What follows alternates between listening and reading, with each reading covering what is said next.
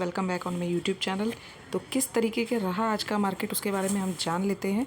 देखिए, तो आज जो है 127 पॉइंट की बढ़त के साथ 21,743 पॉइंट पे जो है निफ्टी ने क्लोजिंग दी है।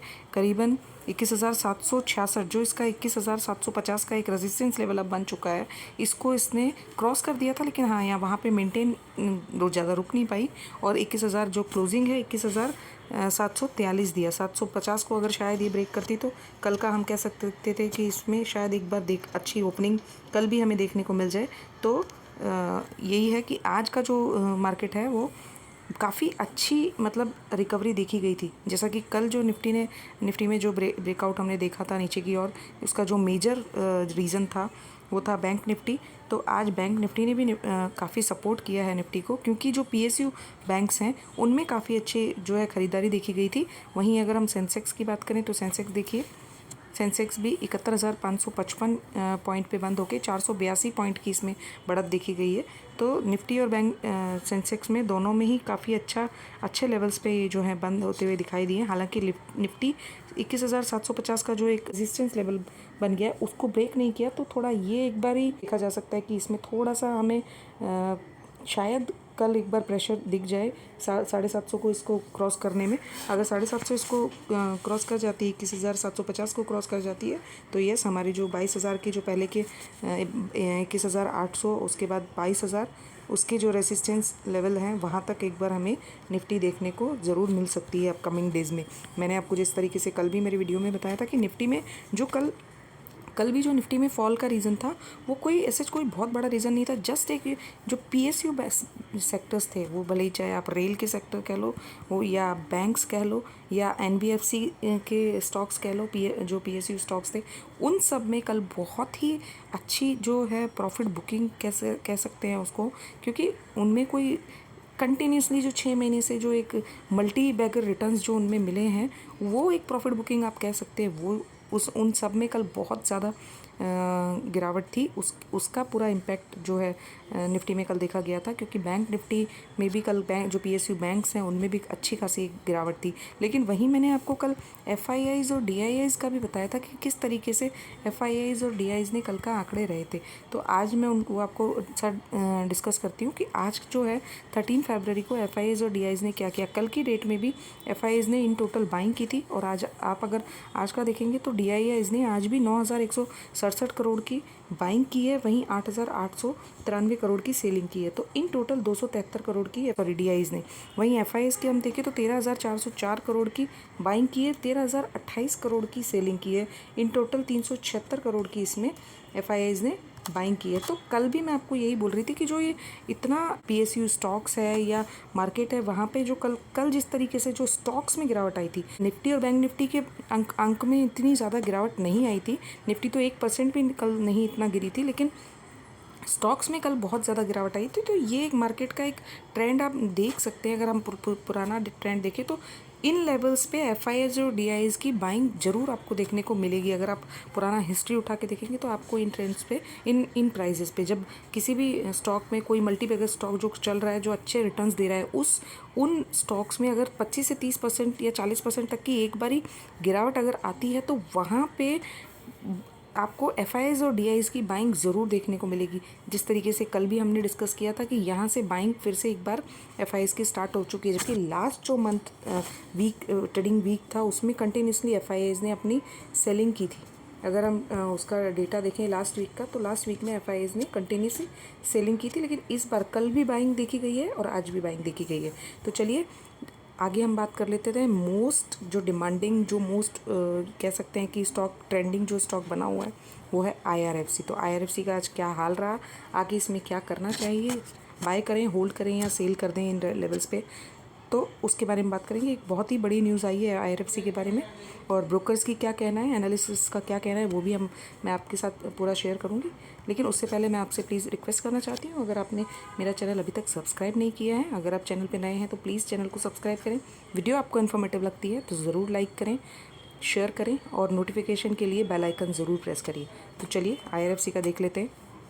आज आईआरएफसी जो है 155 रुपये 85 पैसे पे क्लोज हुआ है 23 रुपये की बढ़त के साथ। बहुत बड़ी एक रिलीफ रैली आज देखी गई है IRFC में, बिकॉज IRFC में जो कह सकते हैं कि ये जो PSU स्टॉक्स हैं, PSU स्टॉक्स में जो लास्ट 6 महीने में जिस तरीके से मतलब जो ये स्टॉक्स मल्टी बैगर रिटर्न्स दिए हैं, तो जो रिटेल इन्वेस्टर्स हैं वो बहुत ज़्यादा एक्टिव हैं। तो बहुत ऊपर के रेट्स पे भी मतलब उन्होंने स्टॉक्स को बाय किया है। हर PSU स्टॉक में रिटेल इन्वेस्टर बहुत ज़्यादा, क्योंकि एक अट्रैक्टिव उसमें आ गया था बहुत। मतलब हर तरफ से यही न्यूज़ आ रही थी कि अभी ये प्रोजेक्ट ला रहे हैं, अभी ये ग्रीन सोलर प्रोजेक्ट आ गया, अभी ये प्रोजेक्ट आ गया। आफ्टर बजट भी अगर हम देखें तो PSU स्टॉक्स में अच्छी खासी तेज़ी देखी गई थी। तो ये जो तेज़ी है यहाँ कहीं ना कहीं ऊपर के लेवल्स में जो रिटेल इन्वेस्टर ही फंसता है। तो मोटा मोटी वही बता रही हूँ कि इन स्टॉक्स में आगे आज बहुत अच्छा एक IRFC में तो एक बहुत अच्छा रिलीफ देखा जा सकता है। तो इसके पीछे का हम रीज़न जान लेते हैं। दोनों कंपनी IRFC और PFC 3,500 करोड़ का फंड रेज कर रही है बॉन्ड्स के थ्रू। तो इसका जो पे इन डेट है वो भी यहाँ पे दिया हुआ है। जो PFC और IRFC की जो पे इन डेट है 15 और 16 फरवरी इन्होंने डिसाइड की है। तो चलिए आगे इसके बारे में जान लेते हैं।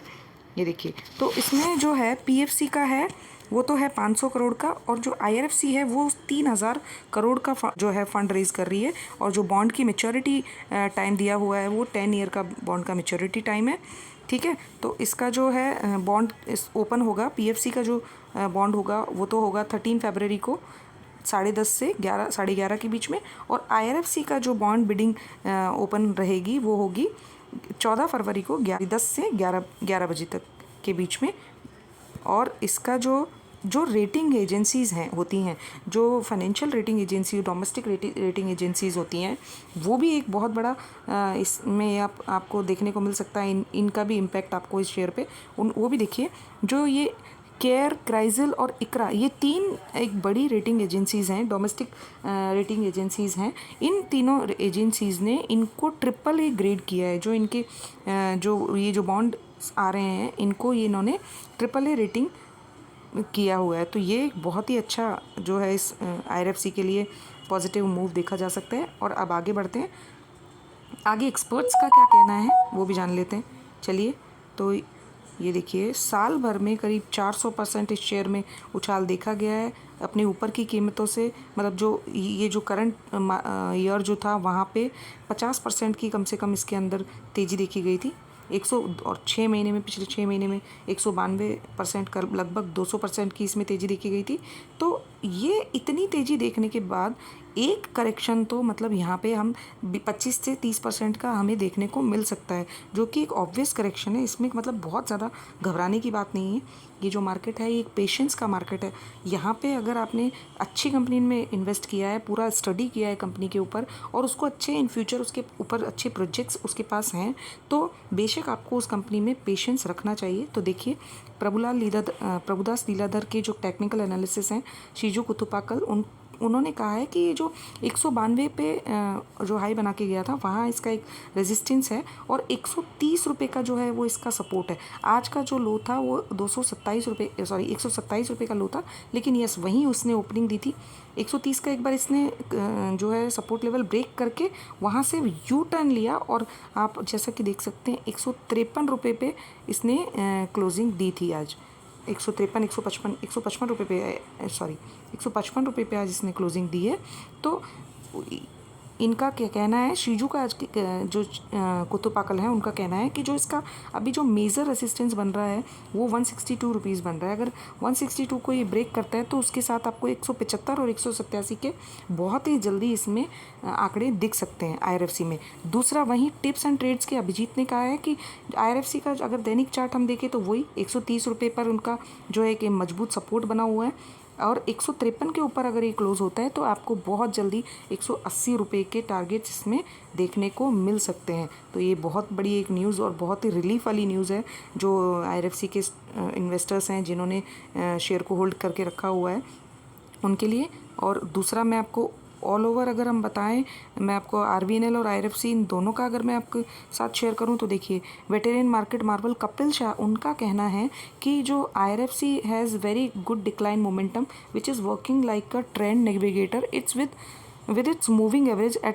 Eight very good support level. मतलब उनका जो ये उनका कहना है कि ये जो भी IRFC में जिस तरीके मोमेंटम नेविगेटर ट्रेंड जो बना हुआ है उस हिसाब से आपको इन लेवल्स पे इसको जो 130 के स्टॉप लॉस के साथ बाइंग करना चाहिए। और जिनके पास ये शेयर है उनको डेफिनेटली इस शेयर में होल्डिंग अभी अपनी बना के रखनी चाहिए। तो ये तो हो गया IRFC के बारे में फुल डिटेल। आगे नेक्स्ट जो स्टॉक है इसी की तरह दूसरा जो एक बहुत ही डिमांडिंग PSU स्टॉक है NHPC, उस पर हम बात करेंगे। तो बने रहिए वीडियो में लास्ट तक, आपको NHPC पे भी पूरी डिटेल दे देती हूँ। चलिए NHPC के हम बारे में आज देख लेते हैं क्या कहना है। पहली बात तो मैं सबसे पहले तो आपको ये बता देती हूँ कि NHPC पे कहना क्या है, जो एक्सपर्ट्स हैं उनकी राय क्या है। NHPC को कुछ एनालिसिस ने डाउनग्रेड किया है। यस, ये देखिए, ये जो है राइजिंग टारगेट NHPC का टारगेट, क्योंकि NHPC के जो आंकड़े हैं वो बहुत ख़राब आंकड़े आए थे।